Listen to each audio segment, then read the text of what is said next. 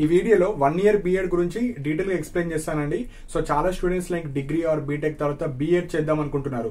So already మనకు 1 year B Ed గురించి update రావడం జరిగింది. సో మనకు తెలంగాణ కావచ్చు, ఏపీలో కావచ్చు, ఏ ఇయర్ నుంచి 1 year బీఎడ్ స్టార్ట్ అవుతుంది అండ్ ఎవరు ఎలిజిబుల్, ఇలాంటి 2 ఇంపార్టెంట్ పాయింట్స్ మాత్రమే చెప్పడం జరుగుతుంది. సో ఫస్ట్ పాయింట్ వచ్చేసి మనకు ఇంటర్మీడియట్ తర్వాత 4 year ఇంటిగ్రేటెడ్ బీఎడ్ ఉంటుంది. సో అది ఇంటర్మీడియట్ వాళ్ళకు. సో డిగ్రీ ఆర్ బీటెక్ వాళ్ళు మీరు బీఎడ్ చేసుకోవాలంటే మనకు ప్రీవియస్ గా 1 మోడే ఉంటుండే, అంటే 2 years B Ed. So EdCET entrance exam రాసి మీరు జాయిన్ అవ్వాలి. 2 years రెగ్యులర్ కోర్స్ ఉంటుంది. సో మనకు 2014 వరకు 1 year బీఎడ్ ఉంటుండే. సో అది మళ్ళీ మనకు ఇంట్రడ్యూస్ చేశారు. సో అది మనకు ఎప్పటి నుంచి అమల్లోకి వస్తుందంటే ఎన్సిటి ద్వారా మనకు అప్డేట్ ఏమొచ్చిందంటే 2026 అకాడమిక్ ఇయర్ నుంచి మనకు ఏవైతే state governments entrance exams conduct చేస్తాయో ఆ ఇయర్ నుంచి మీరు 1 year బీఎడ్ ని కూడా ఇంట్రడ్యూస్ చేయండి అని మనకు అఫీషియల్ గా వాళ్ళు చెప్పారు. సో 1 year బీఎడ్ వచ్చేసి 2026 నుంచి స్టార్ట్ అవుతుంది. సో ఆల్రెడీ మనకు 2025 కి సంబంధించిన ఎడ్సెట్ ఎంట్రన్స్ ఎగ్జామ్ తెలంగాణలో కావచ్చు, ఏపీలో కావచ్చు ఆల్రెడీ వచ్చేసింది. సో ఈ ఇయర్ ఎవరైతే చేద్దాం అనుకుంటున్నారో మీకు 1 year బీఎడ్ అయితే ఉండదు, 2 years రెగ్యులర్ మోడ్ లో బీఎడ్ మాత్రమే ఉంటుంది. సో ఇది first point. So first point, ఎవరైతే బీఎడ్ 1 year బీఎడ్ చేయాలనుకుంటున్నారో మీరు 2026 నుంచి వాళ్ళు పర్మిషన్స్ ఇచ్చారు, కానీ స్టేట్ గవర్నమెంట్ వాళ్ళు ఇంప్లిమెంట్ చేయాలి. అది స్టేట్ గవర్నమెంట్ ఇష్టం ఉంటుంది. సో వాళ్ళు ఎప్పటి నుంచన్నా చేసుకోవచ్చు, కానీ పర్మిషన్ వచ్చేసి 2026 నుంచి వాళ్ళు ఇచ్చారు. ఇది ఫస్ట్ పాయింట్. ఇప్పుడు 1 year బీఎడ్ కి ఎవరు ఎలిజిబుల్ అది కూడా మనము డిస్కస్ చేద్దామండి. సో ఇక్కడ కొన్ని ఎలిజిబిలిటీ క్రైటీరియాస్ ఇచ్చారు. సో ఫస్ట్ ఎలిజిబిలిటీ క్రైటీరియా వచ్చేసి మీరు లైక్ అండర్ గ్రాడ్యుయేషన్ కావచ్చు, గ్రాడ్యుయేషన్ కావచ్చు, మీ డిగ్రీ వచ్చేసి 4 years డిగ్రీ ఉన్న వాళ్ళు మాత్రమే ఈ 1 year బీఎడ్ కి ఎలిజిబుల్. అది ఫస్ట్ పాయింట్. ఇప్పుడు చాలా స్టూడెంట్స్ బీఏ, బీకామ్, బీఎస్సీ కావచ్చు, ఇలాంటి డిగ్రీ హోల్డర్స్ ఉంటారు కదా, వాళ్ళందరూ మీరు డిగ్రీ వచ్చేసి 3 years కంప్లీట్ చేసిన వాళ్ళు. సో 3 years కంప్లీట్ చేసిన వాళ్ళు డైరెక్ట్ గా 1 year బీఎడ్ కి నాట్ ఎలిజిబుల్. మీ డిగ్రీ వచ్చేసి 4 years డిగ్రీ ఉంటేనే అది మాత్రమే ఎలిజిబుల్. ఎగ్జాంపుల్ బీటెక్ అనుకోండి, మీరు బీటెక్ అనేది 4 years లో చేసిన వాళ్ళు ఉంటారు కాబట్టి అది 1 year బీఎడ్ చేసుకోవడానికి ఎలిజిబుల్ ఉంటుంది. సో ఇక్కడ మనకు డీటెయిల్డ్ నోటిఫికేషన్ అనేది రాలేదు. అంటే ఎన్సిటి ద్వారా 4 year గ్రాడ్యుయేషన్ అంటే వీళ్ళు మాత్రమే వస్తారు. 4 year గ్రాడ్యుయేషన్ లో ఎవరెవరు వస్తారు. సో అలా మనకు అప్కమింగ్ నోటిఫికేషన్లు ఇస్తారు, వాళ్ళు గెజెట్ నోటిఫికేషన్ ఇస్తారు, వీళ్ళు మాత్రమే ఎలిజిబుల్. 4 year గ్రాడ్యుయేషన్స్ అంటే వీళ్ళు అని డీటెయిల్ గా ఇస్తారు. సో నార్మల్ 3 years డిగ్రీ వాళ్ళు అయితే మీరు నాట్ ఎలిజిబుల్, మీరు డైరెక్ట్ గా 2 years దానికి ఎలిజిబుల్. సెకండ్ పాయింట్ వచ్చేసి ఎవరైతే డిగ్రీతో పాటు పీజీ పాస్ అయ్యి పీజీ సర్టిఫికేట్ ఉన్న వాళ్ళు, అంటే మీకు డిగ్రీతో పాటు పీజీ ఉన్న వాళ్ళు మీరు డైరెక్ట్ 1 year బీఎడ్ కి ఎలిజిబుల్. సపోజ్ ఒక క్యాండిడేట్ బీఏ, బీకామ్, బీఎస్సీ ఏదో ఒకటి చేశారు, మళ్ళీ పీజీ కూడా చేశారు, పీజీ తర్వాత ఇప్పుడు బీఎడ్ చేద్దాం అనుకుంటున్నారు. సో అలాంటి క్యాండిడేట్స్ కి మీరు కూడా 1 year బీఎడ్ చేసుకోవచ్చు. So first point 4 year graduation చేసుకున్న వాళ్ళు. సెకండ్, డిగ్రీ ప్లస్ పీజీ ఉన్న వాళ్ళు, అంటే డిగ్రీ అయిపోయి పీజీ అయిపోయిన తర్వాత 1 year బీఎడ్ కి eligible.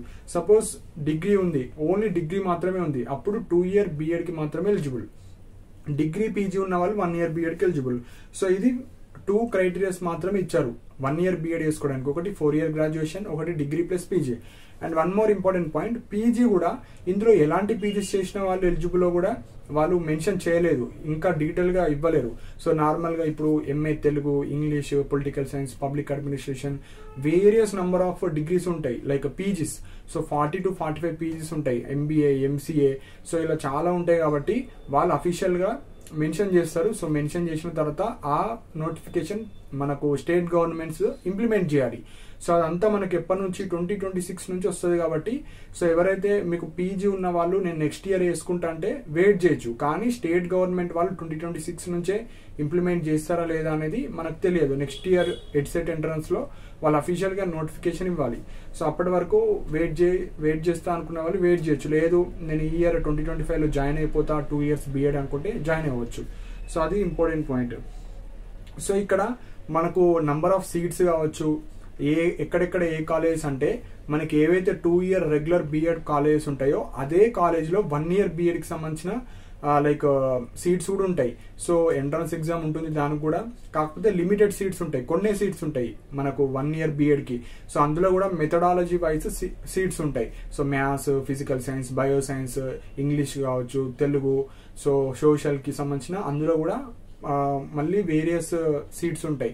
So common entrance exam ఉంటుంది, దాంట్లో మీ ఆప్షనల్ సబ్జెక్ట్స్ కి తగ్గట్టు మీరు 2 మెథడాలజీస్ సెలెక్ట్ చేసుకోవాలి. సపోజ్ ఎవరైతే నార్మల్ డిగ్రీ ఉన్న వాళ్ళు మీరు డైరెక్ట్ 2 ఇయర్ బీఎడ్ చేయాలి. అదే డిగ్రీ ప్లస్ పీజీ ఉన్న వాళ్ళు 1 ఇయర్ బీఎడ్ ప్రోగ్రామ్ మీరు చేసుకోవాలి. సో ఈ విధంగా మనకు ఎలిజిబిలిటీ క్రైటీరియా కావచ్చు, రూల్స్ అండ్ రెగ్యులేషన్స్ ఈ విధంగా ఉంటాయి.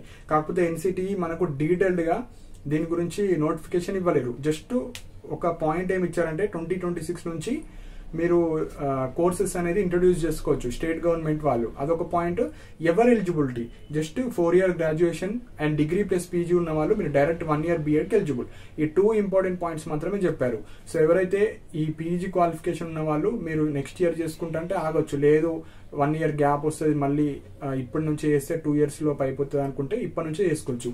అదే ఎవరైతే లైక్ పీజీ లేని వాళ్ళు మీరు కంపల్సరిగా 2 years like TS EdCET entrance exam రాసి 2 ఇయర్స్ చేయాల్సి ఉంటుంది. సో ఇవి మనకు 1 ఇయర్ బీఎడ్ ఎవరైతే చేద్దాం అనుకుంటున్నారో ఈ 2 ఇంపార్టెంట్ పాయింట్స్ ఈ వీడియోలో చెప్పడం జరిగింది. సో మీకు ఏమైనా డౌట్స్ ఉంటే కింద కమెంట్ సెక్షన్లో మెన్షన్ చేయండి.